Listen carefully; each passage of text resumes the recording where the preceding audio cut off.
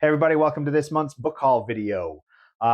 When I was coming into this video, I didn't think I got that many books this month, but after I sort of stacked them all up to show you, I realized, oh no, I got a fair bit of it this month and some decent stuff as well. So happy to share them with you this time. So let's just hop right in. So first that I grabbed, I've got some Frederick Pohl here. I got Gateway in paperback.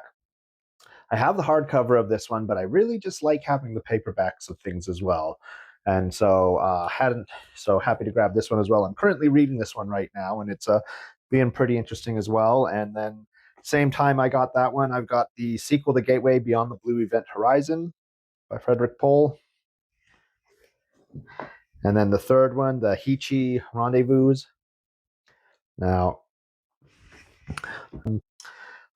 next is The Journal of Nicholas the American by Leigh Kennedy. It just seemed like an interesting find. Sort of, he's this telepath that can sense people's emotions and feel their pain and stuff. And so he sort of has closed himself off to the world, but then meets a girl or something, and so comes out into it. And I just thought it was going to be a quick, easy, interesting little read. I sort of like those sort of types of stories I'm finding. So Frank Herbert, The White Plague. This was actually recommended to me by somebody on the channel. Just another one of these Frank Herberts. After reading Hellstrom Hive, it was recommended to me, and about a man who sort of becomes angry at the world and disappears for a while, and when he comes back, he releases a plague on the planet that only targets women. So sounded pretty interesting. Sounds like he could get to some pretty dark places. Peter F. Hamilton, The Reality Dysfunction, Part 1, The Emergence. Now, this book, The Reality Dysfunction, was recommended to me by one of my friends. And when I picked this one up, I didn't realize it was normally a big single volume of this reality dysfunction. And I didn't realize that this was just the part one of those two books. So I'll have to keep my eyes open for the second part, or get just the single volume. I haven't read any Peter F. Hamilton yet, but he highly recommended it, so I figured I would give it a go since I found that first part at least. Stephen Baxter, Moonseed. This sounded like an interesting sort of end of the world sort of catastrophe. Nanobots or something is slowly dissolving the Earth, and just a race against time. Venus was destroyed by them, and it's just this ever growing plague on the planet that's slowly eating everything away. So I thought it looked cool. Terry Pratchett and Stephen Baxter's The Long Earth. I just thought these two authors together would be kind of interesting. Terry Pratchett, does his the Discworld series that I've been wanting to get into, but just read a couple of the books here and there, not the whole things, because I know there's lots. So I just thought sort of this fantasy and sci-fi collaboration might be a pretty interesting read. I got this 2-for-1er ace double of Robert Silverberg's Next Stop the Stars. There's just classic retro covers, and then the other side is The Seed of Earth. Interested into seeing what these sort of early smaller Robert Silverbergs are like. The Jonah Kit by Ian Watson. I've read some of his short stories, and I found I enjoyed them. At least what I'm remembering, it's the Ian Watson that I read that I enjoyed, and I have some of his other stuff, but this one just looked kind of cool. Sort of a artificial intelligence, body of a boy with the brain of an astronaut, and these experiments on these whales and everything. So I don't know. Connie Willis's To Say Nothing of the Dog. This is the sequel to Doomsday Book, which I absolutely loved. I loved that book so much. It's one of my top favorite books by her and in general. And this is the sequel to it. And I had the hardcover for this as well, but I didn't really like the hardcover version of it. So I had my eyes open for the paperback, since I have paperback of all the other series in the Oxford Time Travel series. And I hear this one, the second one, is a lot more humorous, a lot more lighthearted than Doomsday Book. were dealing with the Black Plague and all of that in the first one. So it would be interesting to read some more by her. I really do enjoy her. I read Passage by her and I enjoyed it, but I just felt Passage was a bit long. So hopefully this one doesn't sort of have those same follies I found from Passage. Frank Herbert, The Whipping Star. This was the other recommendation to me from after reading Hellstrom's Hive by Frank Herbert. This is the first book in the series. I have the Dasadi experiment. I have that one as well. I got that one a while ago, not realizing it was part of this series. And so when I found this Whipping Star, figured I'd pick it up, and it was highly recommended to me. Prador Moon by Neil Asher. This was another one recommended to me by my friend. And he told me there's a lot of books in this polity series. And this is technically the fourth one in the series, but he recommended to me that this is the one you start with. It sets everything up and sounds like a lot of fun, so happy to find that. Network Effect by Martha Wells is the Murderbot Diary books. I just have All Systems Read by her, and then this one. I haven't read any of them yet. I'm looking forward to dipping my toes into this series though as well. Sounded like a lot of fun, and I haven't watched any of the series, but I heard the Apple TV series is highly acclaimed and does a lot of really good job. So I'm happy to read those ones when I get to it. J.G. Ballard, High Rise.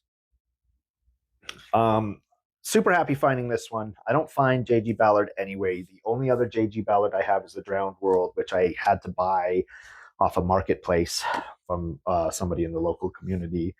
But I just figured I'd grab it when I saw it. And then High Rise, I found this in a different city, different bookstore that I usually go to when I visit the in-laws. And sounded really interesting, sort of this 40-story high-rise building where the people sort of just fall into chaos and do these brutal things and raid the other floors, and just this total like madness. And I hear it gets pretty intense, so I'm looking forward to reading that one as well. Oh yeah, I did find somebody got rid of at that Books Between Friends I've mentioned before. They must have just got rid of all their Robert Sheckley books. And Journey Beyond Tomorrow by him, as you guys probably know from seeing my other stuff, was one of my favorite books as well of the year. And it was my only thing I'd read by him before, and I thought it was one of the funniest books I read, and just a lot of fun to read. So I found this stack of them of his, and I had to grab them, pick them up just to see if his other works sort of followed the same vein as Journey Beyond Tomorrow. But I've got Shards of Space. I think this is just some short stories. I'm not too sure. I tried reading up on all of these after I got them, but some of them don't have like blurbs on the back or anything. Mind Swap. They all just got classic covers. A couple of these sort of seem like they fall into sort of same general premise of people swapping their minds or their memories, or living forever by switching bodies and stuff like that. So it might be an ongoing theme by him. I don't know, but I'm looking forward to reading these ones. Compton Divided, this great cover. Citizens in Space. And Immortality Inc. I'd heard of this one, I believe. I think this was the only other thing beyond Journey Beyond Tomorrow Journey Beyond Tomorrow that I've heard of his. So yeah, they all were just lying there in a cart, and I just figured I'd grab them all while I could, because I haven't found him anywhere else. So happy to read those. Halconian Spring by Brian Aldiss. I did have this one. This is the first of the Heliconian series trilogy of spring, summer, winter.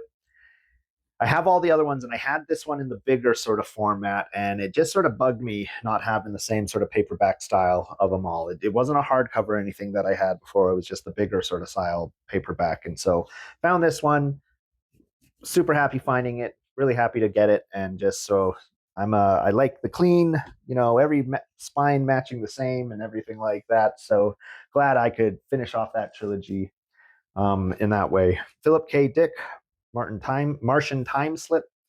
It's actually a birthday present to me by a sister-in-law. So I never find Philip K. Dick in used bookstores and stuff. So super happy to get this one. And yeah, I've enjoyed the Philip K. Dick I've read of his. This one I'm not too sure about. Maureen F. McHugh's Half the Day is Night. I've been looking for China Mountain Zane by them. I think that's the title of it. I've been looking for that one for a while and I cannot find it anywhere. And I see this one every now and then at the used bookstores, and I figured I'd grab it, read it, just because I can't find their other one, that other one. Um, so not too sure if this one's going to be any good. Has a couple cool ideas of this city being at the bottom of the Caribbean Ocean and this detective sort of crime story, it sounds like, just being in this sort of scientific fantastical setting. So we'll give it a try. We'll see. Still keeping my eyes open for that China Mountain Zing. The Spider Robinsons, the Callahan Touch. This was the last of the Callahan's Cross Time Saloon series. Or no, I think might be one or two more actually after this one. This is the main one, like the only one I've been actively looking for still after getting all those other ones.